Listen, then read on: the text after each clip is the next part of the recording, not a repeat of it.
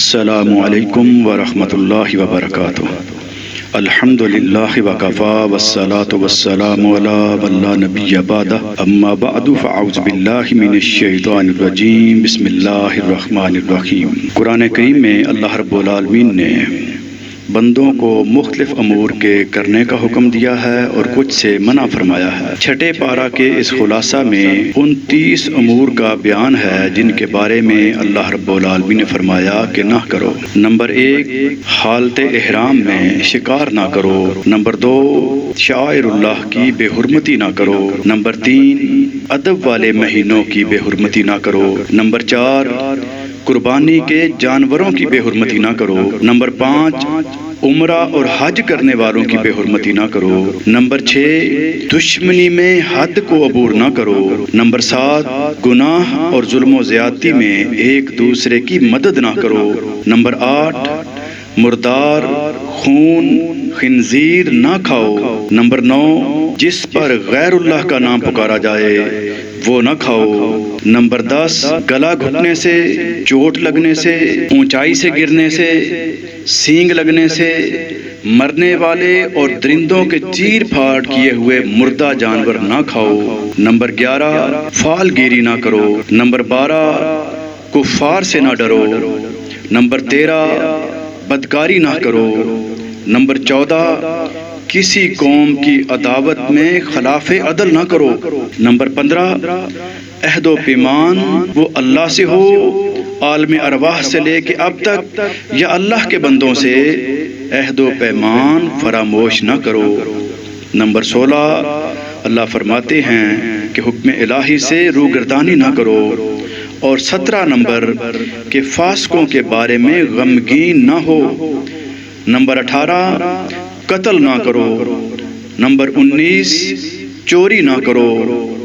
20، اللہ کی آیات کے مقابلے میں فیصلے نہ کرو۔ نمبر 21، یہود و نصارہ کی خواہشات کی پیروی نہ کرو۔ نمبر 22، آپس میں اختلاف نہ کرو۔ نمبر 23، کفار سے دوستی نہ کرو۔ نمبر 24، مکمل دین اسلام پر عمل کرتے ہوئے ملامت کرنے والوں کی ملامت سے نہ ڈرو۔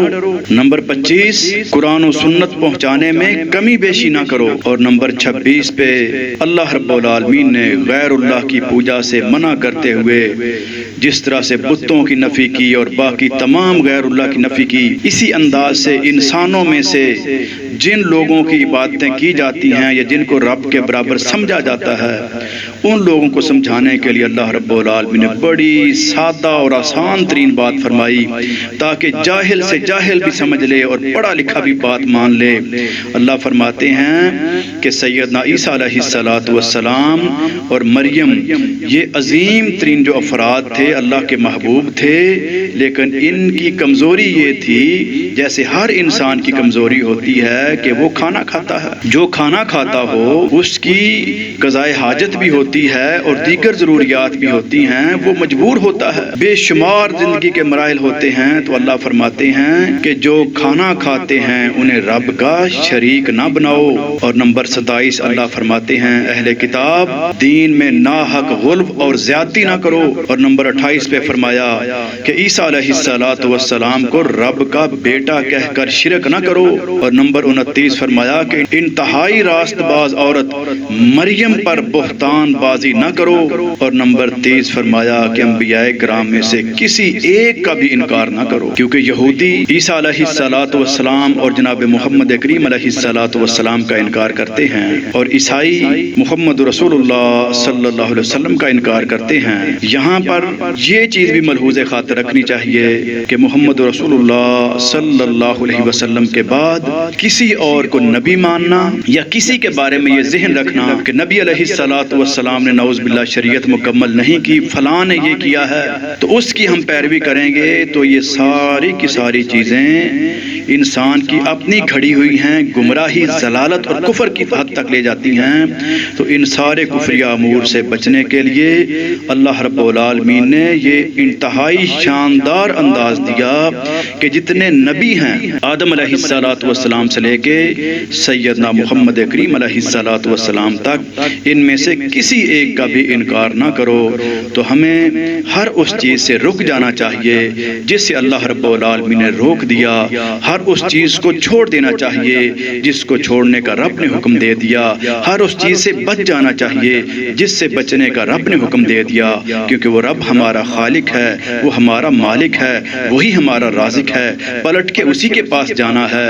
اگر ہم اس کے منع کردہ امور کو اختیار کر کے رک جائیں گے تو یقینی طور پہ اللہ رب العالمین دنیا کے اندر ہمیں سربلندی اور کامیابی عطا فرما دے گا، اور آخرت کے اندر ہمیں تمام تر آزمائشوں سے بچا کے جنت کی اعلیٰ نعمتیں عطا فرما دے گا۔ اللہ ہمارا یہ مقدر بنا دے، اللہ ہمیں توفیق دے کہ ہم اس قرآن کو سمجھیں، اپنائیں اور دنیا میں پھیلانے کی کوشش کریں۔ اللہ ہماری نیتوں میں اخلاص پیدا کر دے، اللہ ہمارے اعمال کو اپنی بارگاہ میں قبول و منظور فرما لے، اللہ ہماری محنتوں مشقتوں کو اپنی بارگاہ میں قبول و منظور فرما لے۔ جزاکم اللہ خیر و احسن الجزاء فی الدنیا والآخرہ۔ سبحانک اللہم و بحمدک، اشہد ان لا الہ الا انت، استغفرک و اتوب الیک۔